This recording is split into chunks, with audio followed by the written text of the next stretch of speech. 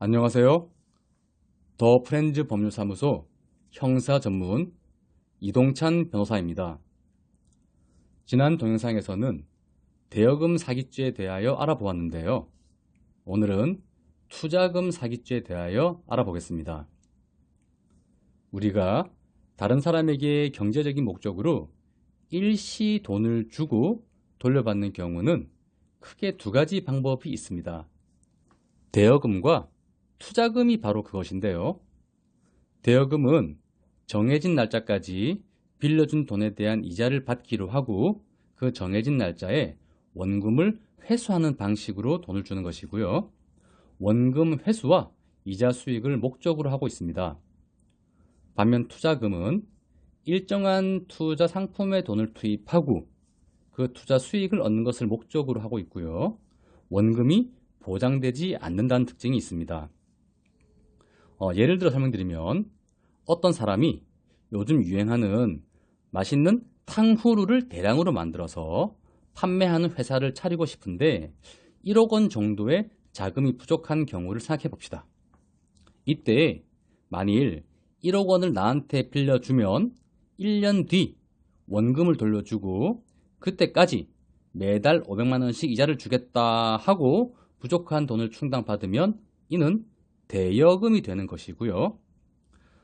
만일 1억 원을 나에게 투자해주면 회사 지분 5%와 판매 수익으로 10%를 꾸준히 주겠다 하고 돈을 충당받게 되면 이는 투자금이 되는 것입니다. 자, 그런데 여기서 만일 탕후루의 인기가 시들해져서 이 회사가 사업에 실패해버렸다. 이 경우는 어떻게 될까요? 네, 대여금과 그 이자는 사업의 성공이나 실패와 아무 관련 없이 무조건 돈을 빌려간 사람이 갚아야 하고 갚지 못하면 경우에 따라서 사기죄로 처벌받을 수도 있습니다. 반면에 투자금은 사업이 실패한 경우에는 돌려주지 않아도 됩니다. 따라서 언뜻 보기에 투자금으로 충당받은 자금은 사기죄가 성립하지 않는 게 아닌가라고 보이기도 합니다. 왜? 사업이 실패한 경우에는 돈을 갚을 필요가 없으니까요. 네, 그런데 당연히 그렇지 않겠죠. 네, 실제 현실과 실무에서는 투자금 사기죄가 대여금 사기죄보다 훨씬 더 빈번하고 자주 일어나고 있습니다. 지난 동영상에서 말씀드렸듯이 대여금은 돈을 빌려간 시점을 기준으로 기망을 판단하지만 투자금은 투자기간 전체를 기준으로 기망을 판단하기 때문입니다. 즉, 투자라고 하는 것은 한 번의 행위가 아니라 투자금을 넣어두고 수익을 기다리는 상태를 의미하기 때문에 그 기간 동안 얼마든지 기망행위가 일어날 수 있고 그 확률이나 비율이 훨씬 더 커지기 때문입니다. 따라서 보통 투자금 사기죄의 경우는 첫째, 회사가 그 경제적 상황을 정확히 알리지 않고 투자를 받은 경우. 둘째, 처음부터 실제 투자 목적과 다른 목적으로 돈을 투자받은 경우.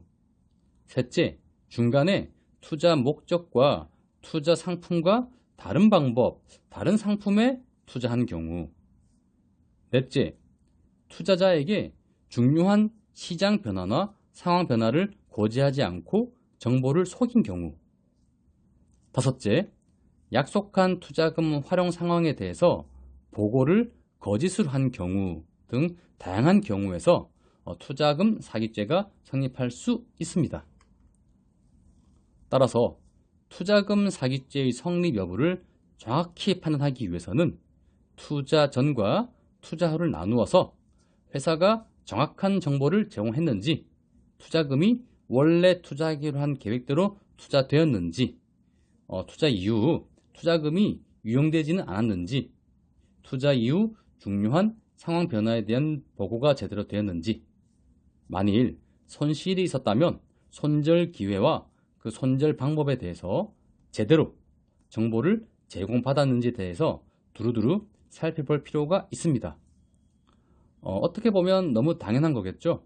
왜냐하면 대여금의 경우에는 무조건 빌려간 사람이 원금과 이자를 책임져야 하지만 투자금의 경우에는 원금과 수익금이 전혀 보장되지 않기에 그만큼 위험하고 위험한 만큼 그 자금 운용자의 책임이 커지기 때문입니다.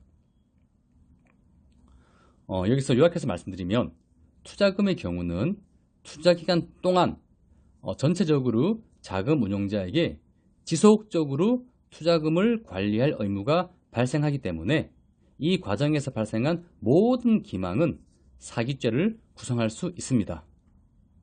여기서 더 나아가 투자금의 경우에는 기본적으로 투자한 금액의 소유가 운용자가 아니라 투자자이기 때문에 이를 운용하는 사람의 경우에는 그 투자금을 임의로 사용한 경우에 사기죄 말고 횡령죄 또는 배임죄가 성립하는 경우도 많은 만큼 대여금에 비해서 훨씬 더 엄격하고 중하게 다루어지고 있습니다. 그런데 실무에서 만나는 많은 어린이들께서 간혹 이렇게 말씀하세요. 저기 변호사님, 전 이번에 분명히 투자하긴 했는데 원장을 보장받고, 즉 원금 보장으로 투자받았습니다 라고 말씀하는 경우가 종종 있습니다.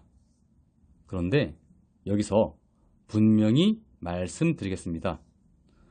투자금은 절대 원금을 보장하지 않습니다.